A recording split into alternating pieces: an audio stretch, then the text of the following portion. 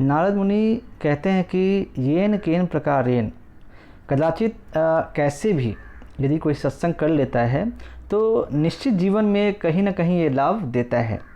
इसलिए इस संसार में सबसे श्रेष्ठ, सबसे उत्तम यदि कोई वस्तु है तो वो है वैष्णवों का संग, यानी सत्संग।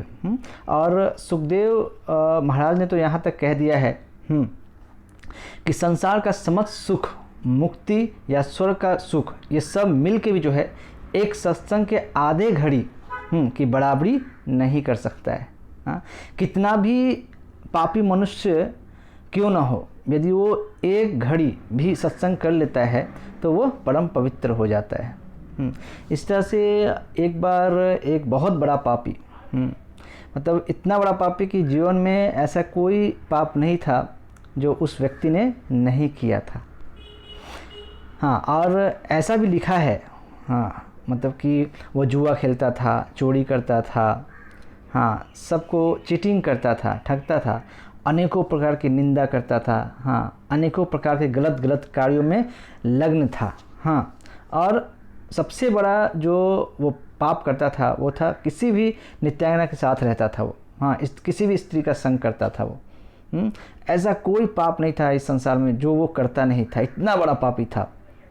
और वो बहुत बड़ा पापी एक दिन किसी स्त्री के पास जा रहा था, उससे मिलने जा रहा था। और समय भी देखिए, समय भी दिन का नहीं, रात्रि में लगभग 12 बजे करीब में वो किसी स्त्री से मिलने जा रहा था। और हाथों में उसे गुलाब था। और अचानक से रास्ते में क्या हुआ, बारिश होने लगा। और जब बारिश होने लगा तो चारों तरफ रास्ते में जो है कीचड़ सा भर गया और उसको चलने में थोड़ा कठिनाई हो रहा था। लेकिन आधे रास्ते जब वो जा रहा था तो उसका पैर किसी पत्थर से टकराया और वो वहीं पे गिर गया और बेहोश हो गया। जब उसे होश आया तो उसने देखा कि उसके हाथ में जो गुलाब था वो कहीं गिर गया और वो ख़राब हो गया। और उसे स्त्री से चूँकि मिलने जाना था और रात्रि का टाइम था, इस समय दूसरा गुलाब कहाँ से मिलता। तो जब वो थोड़ा सा आगे बढ़ा तो रास्ते में एक मंदिर दिखा। रास्ते में एक मंदिर दिखा। तो जीवन में पहली बार, डेट टाइम जीवन में पहली बार वो शिव जी के मंदिर में पहुंच गया। वो मंदिर किनका था? शिव जी का। अब देखिए, शिव जी के बारे में तो मतलब सभी लोग जानते ही हैं कि वैष्णवा नाम यथा शंभु, कि उनसे यदि कोई वैष्णव है रियल में तो शंभु से बड़ा कोई वैष्णव नहीं है। तो कुछ घड़ी जो है शिव मंदिर में गया और वहाँ देखा, सिर्फ कुछ क्षण गया मंदिर में और देखा। और इसके बाद वहाँ पे जो शिव जी के पास गुलाब रखा हुआ था वो उठाया और चला गया। बस अपने पूरे लाइफ में यही 2 से 3 मिनट जो है उसने वैष्णव का संग किया था, सिर्फ पूरे लाइफ में, है ना। और कुछ समय के बाद, समय आने पर उसकी मृत्यु हो गई। और जब मृत्यु हुई तो वो सीधा पहुंचा नरक।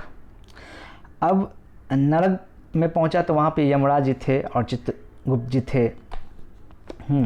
तो चूँकि शिव जैसे महात्मा वैष्णव की संगति किया था वो, है ना, देखिए।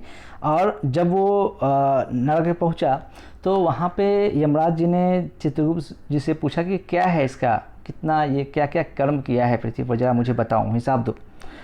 तो चित्रगुप्त जी ने बोला कि क्या बताऊं महाराज, ये तो जीवन में सिर्फ पाप ही पाप किया है, इसका तो बहुत डेटा ख़राब है, बहुत रिकॉर्ड इसका बहुत ही गंदा है, मैं क्या क्या बताऊं। तो यमराज जी ने बोला कि क्या क्या किया है बताओ। तो उन्होंने बोला कि ऐसा कोई पाप नहीं जो इसने नहीं किया, इसने समस्त प्रकार के पाप है, सब पाप किया है। तो यमराज जी बोले कि कोई भी अच्छा कार्य नहीं किया। तो उन्होंने बोला नहीं, कोई भी अच्छा कार्य इसने नहीं किया है, बस शिव जी जो हैं वैष्णव हैं उनका बस सत्संग किया है। तो कितना किया है? तो मुश्किल से 3 मिनट का सत्संग किया है, उसके अलावा पूरे जीवन में कुछ नहीं किया है। तो अब चूँकि देखिए शिव जैसे महात्मा वैष्णव का संगति किया था वो, मतलब 2 से 3 घड़ी जो है, मिनट समझिए, घड़ी मतलब मिनट, उतना वो संगति किया था, है ना। तो यमराज जी ने निर्णय किया और उसे बताया, उस पापी को, कि चूँकि तुमने जीवन भर पाप किया है इसलिए तुम्हें नरक तो जाना होगा, लेकिन शिव जी की संगति भी की है, हाँ वैष्णव की संगति भी की है, हाँ सत्संग किया है, वो भी 3 मिनट, तो इसके लिए तुम्हें 3 साल के लिए स्वर्गलोक भेजेंगे हम लोग, और वहाँ पे जो इंद्र की गद्दी है, इंद्र की गद्दी पे बैठाएंगे। तो आप बताओ कि पहले तुमको कहाँ जाना है, नरक जाना है कि स्वर्ग जाना है? तो इस पे जो वो पापी था उसने विचार किया, तो उसने बोला कि मैं पहले स्वर्ग जाऊंगा, हाँ बाद में फिर नरक जाऊंगा। तो यमराज जी ने उनको, उस पापी को स्वर्ग भेज दिया, और वहाँ जो इंद्र थे उनको बोला कि आप कहीं जाइए 3 साल के लिए, हाँ किसी यात्रा पे कहीं चले जाइए, क्योंकि 3 साल के लिए हम आपकी गद्दी इसको दे रहे हैं, है कि नहीं, क्योंकि उन्होंने वैष्णव का सत्संग किया है, तो इसको फल स्वरूप जो है हम इसको आपकी गद्दी दे रहे 3 साल के लिए। और ये कह के फिर वो चले गए। तो यमराज जी के जाने के बाद इस पापी ने सोचा कि सिर्फ 3 घड़ी सत्संग में रहा हूँ तो मुझे ये पद, सम्मान और इतना सुख मिल रहा है। अभी मेरे पास 3 साल और हैं, हाँ यदि इस 3 साल में मैंने और भी सत्संग किया, वैष्णव सेवा किया, वैष्णव का संग किया, तो क्या नहीं हो सकता है, हाँ इसकी तो मैं कल्पना भी नहीं कर सकता हूँ।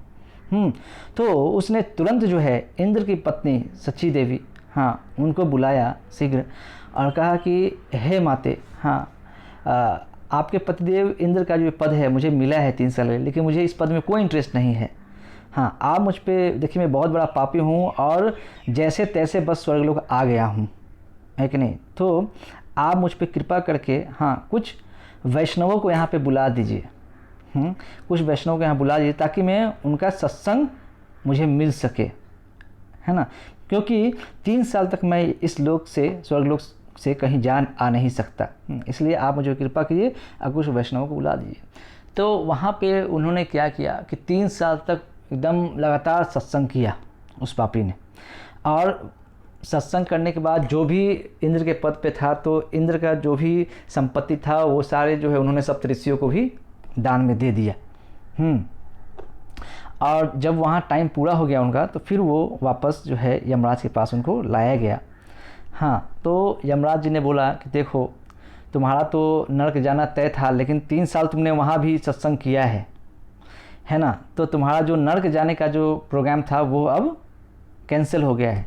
अब हम तुमको नरक नहीं भेजेंगे, लेकिन इसके फलस्वरूप तुमको 1 जन्म और देंगे पृथ्वी पर, 1 जन्म और देंगे। मतलब जन्म और देंगे का मतलब है कि आपको चांस दिया जा रहा है, आपको ह्यूमन बॉडी मिल रहा है, इसका मतलब आपको चांस दिया जा रहा है ताकि आप और सत्संग करें और भक्ति करें, हाँ भगवान को प्राप्त करने का प्रयास करें, ताकि जो जन्म मृत्यु का जो आपका जो प्रोसेस है वो उससे आप निकल जाएं। हाँ नहीं तो इसी तरह से नरक में जाएंगे, यातनाएं सहेंगे। तो यहाँ पे यमराज जी ने बोला कि हम आपको 1 जन्म और देंगे, लेकिन इस जन्म में आपको असुर कुल में जन्म लेना होगा। तो असुर कुल में जन्म लेना हुआ, तो वहीं पे जो है उनको जन्म मिला, किसके रूप में, तो प्रहलाद के जो पुत्र थे विरोधन, हाँ उनकी पत्नी के गर्भ में उनको जगह मिला, है ना।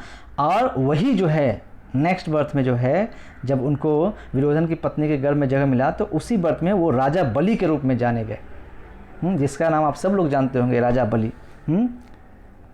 और उन्होंने जो अपनी सारी संपत्ति वामन भगवान को दान में दे दिया था।